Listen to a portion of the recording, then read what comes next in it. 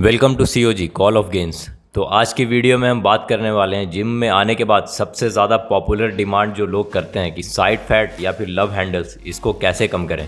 तो इस वीडियो में हम आपको बताएंगे सबसे इम्पॉर्टेंट तरीके जिसको आप फॉलो करेंगे तभी आपके साइड फैट को कम होने के कुछ चांस हैं, नहीं तो भूल जाइए। What is the most effective way that people can lose weight in your experience as a doctor? Right. One of the things. Eat less food, do more exercise. You were talking about Piers. Can we hear from the medical professional in the room? Dr. Piers. Am I wrong, Miriam? तो सबसे पहले हम जान लेते हैं कि ये side fat होता क्या है और हम जान लेते हैं कि ये सबसे मुश्किल क्यों है कम करना और लोग क्यों नहीं कम कर पाते हैं। तो इस वीडियो में हम इसके ऊपर ही बात करने वाले हैं कि साइड फैट क्या होता है और इसको कैसे आप कम कर सकते हैं, वो भी इफेक्टिव तरीके से। तो सबसे पहले आपको एक चीज़ समझ लेनी होगी कि आपके बॉडी में कुछ स्टबन फैट भी होते हैं। स्टबन फैट या फिर ज़िद्दी फैट जो आपकी बॉडी से जाने का नाम ही नहीं लेता है। आपकी बॉडी फ्रंट से आपके बाइसेप्स, शोल्डर्स, सब कुछ में फ़ैट कम होगा, लेकिन कुछ ऐसे पार्ट्स है जहाँ पर फैट बिल्कुल जाएगा ही नहीं।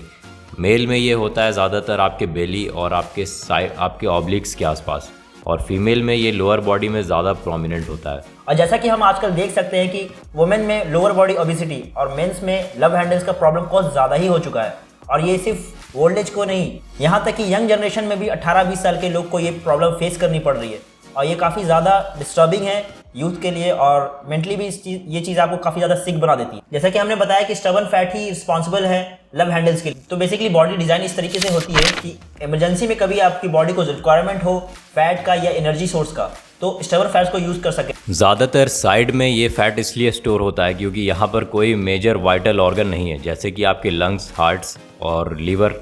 इनके पास बॉडी ज़्यादा फैट नहीं स्टोर करती है, बल्कि आपके साइड में जहाँ पर कोई मेन ऑर्गन नहीं है यहाँ पर ज़्यादा फैट स्टोर करने की टेंडेंसी होती है। जैसे जैसे आप रेगुलर सालों साल अपनी कैलोरीज और बैड लाइफ स्टाइल के चलते फैट अपने बॉडी में बढ़ाने लगते हैं, वैसे वैसे आपके लव हैंडल्स का साइज़ भी बढ़ने लगता है। और सालों काफ़ी मेहनत करके आप खाने पीने के बाद जब इतने दिनों बाद लव हैंडल्स जमा कर लेते हैं, उसके बाद आपको मन करता है कि 1 महीने में लव हैंडल्स कैसे कम करें। और आपने मेहनत भी की और आपने फैट भी कम कर लिया, लेकिन आपका बेली फैट कम नहीं हुआ है, तो उसके बाद लोग अक्सर छोड़ देते हैं इस चीज़ को और उनको लगता है कि ये कोई फायदा नहीं है इस चीज़ का। असल में इसके पीछे का रीज़न ये है कि स्टबन फैट सबसे आखिरी में जाता है, आता सबसे पहले और जाता सबसे लास्ट में। तो जब आपको ऐसा फील हो कि इसका ऊपर कोई फर्क नहीं पड़ रहा है, उस टाइम पे आपको पुश करने की जरूरत है, क्योंकि आपने 10 साल जिस चीज़ के ऊपर मेहनत किया है और इतना जमा किया है, उसको कम से कम 10 महीने तो देना पड़ेगा खत्म करने के लिए। अब हम आपके साथ इतना ईजी वे शेयर करते हैं इसको कम करने का, उसमें सिर्फ 4 मेन पॉइंट्स है। इन चारों को अगर आप ध्यान रखते हैं, आपका लव हैंडल बहुत ही जल्दी चला जाएगा। सबसे पहला पॉइंट, अपनी कैलोरी कैलकुलेट करना। आपको सबसे पहले अपनी मेंटेनेंस कैलोरी कैलकुलेट करनी होगी, यानी आपको दिन भर में normal day to day work को सस्टेन करने के लिए और आपकी बॉडी को एक्टिव रखने के लिए कितनी कैलोरीज चाहिए, इसको कैलकुलेट करना भी अब कोई बड़ी बात नहीं है। आप कई सारे ऐप से वेबसाइट्स अवेलेबल हैं जिस पर जाकर आप अपना डेली एक्टिविटी के हिसाब से अपने हाइट और वेट के अकॉर्डिंग अपनी एक मेंटेनेंस कैलोरी कैलकुलेट कर सकते हैं। इसके बाद मेंटेनेंस कैलोरी से सिर्फ अगर आप 300 कैलोरी कम कर ले तो आप एक डेफिसिट के स्टेज में आ जाएंगे, और डेफिसिट में आने के बाद आपकी बॉडी ऑटोमेटिकली फैट लॉस के स्टेट में चली जाती है। ये बेसिक थर्मोडायनेमिक्स है और थर्मोडायनेमिक्स के रूल को आपकी बॉडी फॉलो करेगी। तो आप अपनी केमिस्ट्री की किताब निकाल लीजिए और चालू कर दिए फैट लॉस की जर्नी, क्योंकि आपको थोड़े फार्मूलाज लगाने पड़ेंगे इसमें। और दूसरा फार्मूला है कि आपको थोड़ा ट्रेन भी करना पड़ेगा। एक कैलोरी डेफिशिएंट डाइट आप ले ही रहे हैं, उसके साथ साथ अगर आप ट्रेनिंग भी ऐड कर देंगे उस चीज़ के अंदर, तो काफ़ी अच्छा रिजल्ट मिलेगा और काफ़ी जल्दी मिलेगा। और इसका सबसे अच्छा तरीका है कि आप थोड़ी मसल को भी गेन करें, क्योंकि इससे होगा क्या कि उस नए मसल को जिंदा रखने के लिए आपकी बॉडी बाकी कैलोरीज को भी बर्न करने लगेगी और इसके लिए वो यूज़ करेगी फ्यूल सोर्स फैट को। यह है थोड़ी बायोलॉजिकल शॉर्टकट। तो आप बायोलॉजी भी पढ़ना स्टार्ट कर दी और ओवरऑल अपनी मसल को पुट ऑन करने के बाद आपको अपने लव हैंडल्स को ट्रेन भी करना पड़ेगा। इसके लिए कुछ एक्सरसाइज है जिसको आप कर सकते हैं। ऐसे आमतौर पर जिम जाकर अगर साइड फैट कम करने के लिए आप किसी ट्रेनर से पूछेंगे तो वो आपको 2 प्लेट पकड़वा देगा और आप दाएं बाएं झूलना स्टार्ट कर देंगे। ये एक सबसे बड़ी मिस्टेक है। 2 प्लेट्स लेकर अगर आप अपनी बॉडी को सिर्फ दाएं बाएं अगर मूव करने लगते हैं तो इससे ज़्यादा फर्क पड़ने वाला नहीं है, क्योंकि दोनों वेट एक दूसरे को काउंटर बैलेंस कर देते हैं। लेकिन इसका एक हैक ये है कि आप एक प्लेट को रख दें और सिर्फ एक साइड में प्लेट लें, ताकि आपकी बॉडी पर एक साइड ज़्यादा प्रेशर पड़े और उसको बैलेंस करने के लिए आपके दूसरे साइड के मसल्स ज़्यादा एक्टिव हो जाएंगे। इसके बाद आप अल्टरनेट करते हुए दूसरे साइड में प्लेट ले लें और इस एक्सरसाइज को करें। और इसके अलावा रोटेशनल मूवमेंट सबसे ज़्यादा इंपॉर्टेंट है। उसमें एक एक्सरसाइज का नाम है वुड चॉपर। अक्सर आपने इसको देखा होगा बहुत सारे एथलीट को ट्रेन करते हुए इस तरीके से, और ऐसा आपको लगता हो कि ये तो मॉडर्न ट्रेनिंग है तो इससे कुछ फ़र्क नहीं पड़ता है। जबकि इसमें काफ़ी ज़्यादा इफेक्ट पड़ता है क्योंकि आप वेट्स यूज़ कर रहे हैं अपने ऑब्लिक्स के ऊपर, और वेट्स यूज़ करना काफ़ी अच्छा इफेक्टिव वे है एब्स को और ऑब्लिक्स को विजिबल करने के लिए। और वुड चॉपर के भी काफ़ी ज़्यादा वेरिएशंस हैं जो कि आप कर सकते हैं, आप अपने बॉडी के अकॉर्डिंग और आपके जिम में जो भी इक्विपमेंट्स है उसको यूज़ करने के अकॉर्डिंग। तो आप थोड़ा रिसर्च कीजिए और देखिए कि कौन सा वुड चॉपर एक्सरसाइज आपके लिए बेस्ट है और आप परफॉर्म कर सकते हैं अच्छे वो भी। लेकिन इसमें एक चीज़ ध्यान रखने की है कि इसमें फॉर्म काफ़ी अच्छा होना चाहिए। सबसे ज़्यादा ध्यान रखने की चीज़ इसमें ये होती है कि आपको अपने मसल को एक्टिवेट करके उस पर काफ़ी ज़्यादा माइंड टू मसल कनेक्शन बनाना पड़ेगा। ये बाकी वर्कआउट की तरह इसमें काम नहीं चलेगा कि थोड़े मिनट में भी थोड़ा रिजल्ट मिल गया। इसमें आपको ज़्यादा से ज़्यादा फोकस करना पड़ेगा और कॉन्ट्रैक्ट करना पड़ेगा अपने मसल के साथ। इसके बाद तीसरा और काफ़ी ज़्यादा ही बेनिफिशियल पॉइंट है कार्डियो। आप लाइट कार्डियो पर ज़्यादा फोकस करें जिसमें आपकी बॉडी एक ऐसे पेस पर मूव करे जिस पे आप नॉर्मल कन्वर्सेशन को कैरी आउट कर सकते हैं। ज़्यादा इंटेंस कार्डियो और नॉर्मल पेस पर करने वाली कार्डियो में नॉर्मल पेस वाली कार्डियो से आजकल फैट लॉस होने के चांसेस ज़्यादा हैं। ये रिसर्च में आजकल प्रूव हो चुका है। इसलिए एक लाइट जॉगिंग या फिर साइकिलिंग आपके लिए ज़्यादा बेनिफिशियल हो सकती है फैट लॉस करने के लिए। और इसको और ज़्यादा इफेक्टिव बनाने के लिए आप फास्टेड स्टेट में कार्डियो करें।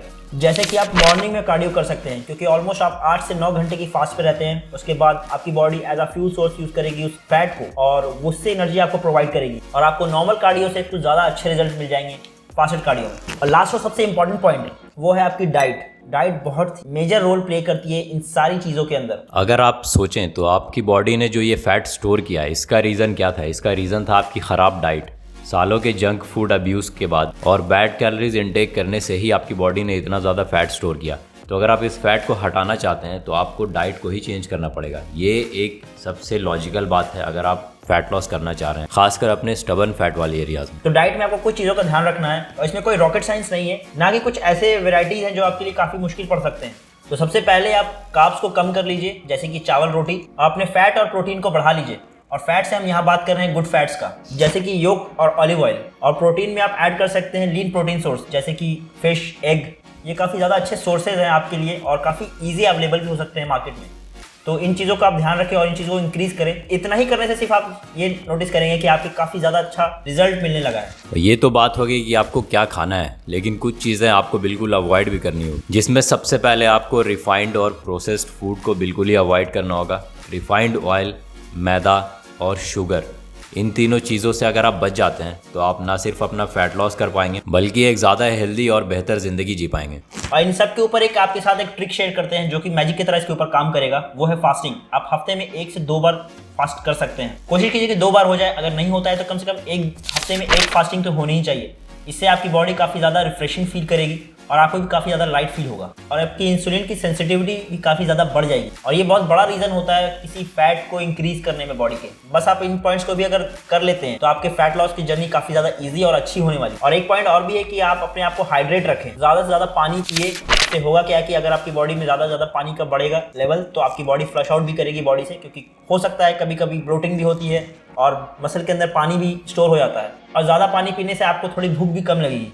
तो भूखे पेट नहीं रहना है, पानी पीते रहें और अपने आप को हाइड्रेट रखें। ये काफ़ी ज़्यादा अच्छा रिजल्ट देने वाला है आपकी बॉडी के ऊपर। और सबसे पहले आपको ये समझ जाना चाहिए कि स्टबर्न फैट, ज़िद्दी फैट जो आप अपने बॉडी को कह रहे हैं स्टबर्न फैट, स्टबर्न आपकी बॉडी नहीं है बल्कि आप हैं, क्योंकि आप कुछ दिन फॉलो करने के बाद दोबारा से फिर से उसी बुरी लाइफस्टाइल की तरफ रिटर्न कर जाते हैं।